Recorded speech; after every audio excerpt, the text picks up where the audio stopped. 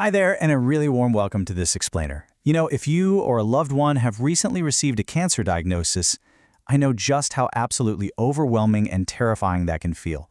It's like the ground just shifts right beneath your feet, and suddenly you're thrust into this entirely new world of complex medical terms and urgent, high-stakes decisions. But I want to start off by reassuring you, right there amidst the fear, there is profound hope for your future. Today, we're going to talk about a journey of hope. Specifically, we're looking at how to navigate cancer care while actively protecting your ability to have a family down the line. And there's this really vital truth I want you to hold on to right from the start. A cancer diagnosis absolutely does not have to mean the end of your family planning dreams. I really want you to take a second and just let that sink in. It is so completely normal to be terrified that the very treatments meant to save your life might actually cost you the chance to bring new life into the world. But our main goal here is to empower you with the exact knowledge you need to protect those dreams. Because knowledge really is power, right? And we're going to walk through this whole thing together. So, here's the roadmap for our journey today. We'll cover 1. Your health and future. 2. Cancer's impact on women. 3. Cancer's impact on men. 4. Protecting your fertility. And finally, 5. Your next steps. Let's dive right into Section 1, Your Health and Future. To understand how to protect your fertility, we first need to look at what's actually happening in the body. Simply put, cancer is a serious disease where cells divide uncontrollably and spread into surrounding tissues. Now, obviously, when you're facing this, the primary, absolute #1 goal of treatment is to fight the disease and save your life, period. But we also have to recognize that the disease itself, as well as those life-saving treatments, can have long-term after-effects on your reproductive health. And, understanding this without all the confusing medical jargon, that's what prepares us to take action. Moving on to Section 2, Cancer's Impact on Women. So there are specific areas of the female reproductive system that can be affected here. We're talking about the ovaries, the endometrial area, which is simply the womb, and the cervical area, or the neck of the womb. Cancers in these specific locations can prevent your ovaries from functioning normally. They can totally halt the production of essential reproductive hormones, and they can cause damage to the vital lining of the womb itself. And honestly, it's not just the cancer itself. Treatments like chemotherapy or radiotherapy, which is just radiation, well, they can damage eggs and the womb, or even trigger temporary or permanent menopause. Sometimes surgical treatments might actually require the removal of the womb or ovaries. Now, I know hearing this can be incredibly tough to process. These necessary life-saving treatments can make it difficult or sometimes impossible to conceive naturally later on. But remember, knowing this up front, that's exactly the key that allows us to plan around it. Now let's look at Section 3, Cancer's Impact on Men. For men, cancer treatments can lead to testes damage, disrupted sperm and testosterone production, and a loss of libido. Let's break that down real quick. Treatments can damage the testes, which basically interferes with how the body produces sperm and vital hormones like testosterone. It can also lead to a loss of libido, which really just means a decrease in normal sexual desire and function. And hey, this is a completely normal, physical reaction to the immense stress your body is under during cancer and its treatments.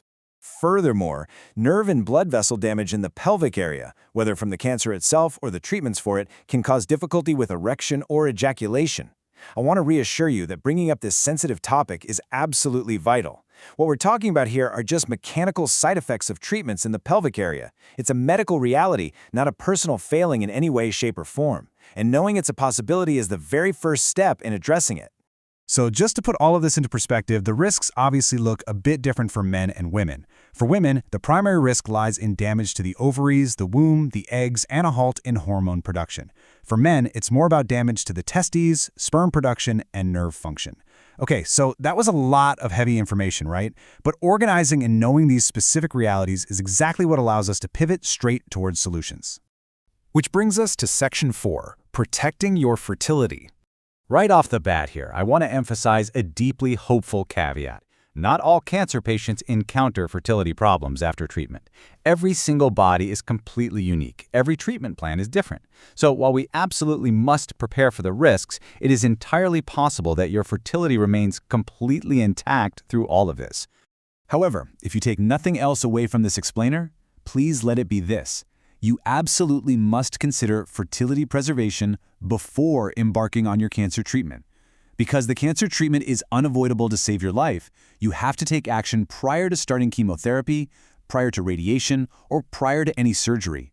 Once that treatment starts, the window to protect your fertility can close incredibly fast. This is really all about anchoring yourself in proactive care while you have the chance. So what are your actual options? Well, we have sperm freezing, egg freezing, and embryo freezing. What's also just totally amazing is the advancement of ovarian tissue freezing. This is an incredible option that may now be available even for young girls diagnosed with cancer. Medical science has advanced so much in this area, providing these truly incredible, tangible safety nets for your future family. And that leads us right into Section 5, your next steps. So here's the path forward. Step 1. Acknowledge your diagnosis. Give yourself the grace and time to actually process it. Step 2. Urgently consult a fertility specialist before treatment. I literally cannot stress that urgency enough. And Step 3. Choose your preservation plan. Your oncologist and your fertility specialist are going to work together as a team to make sure your life-saving treatment isn't delayed, all while still protecting your future. Always remember, you do not have to figure this out alone. Experienced specialists provide the exact guidance and tailored options needed to safeguard your reproductive health. There are entire clinics and devoted experts out there whose sole purpose is to hold your hand through this parallel journey of cancer care and fertility preservation. They'll evaluate your specific situation and tailor everything exactly to you. If you or someone you love is facing this right now, please reach out to an experienced fertility specialist today. Don't wait. You have the power to protect your dreams even in the midst of something so scary. So my final question for you is, are you ready to take the first step in protecting your future family?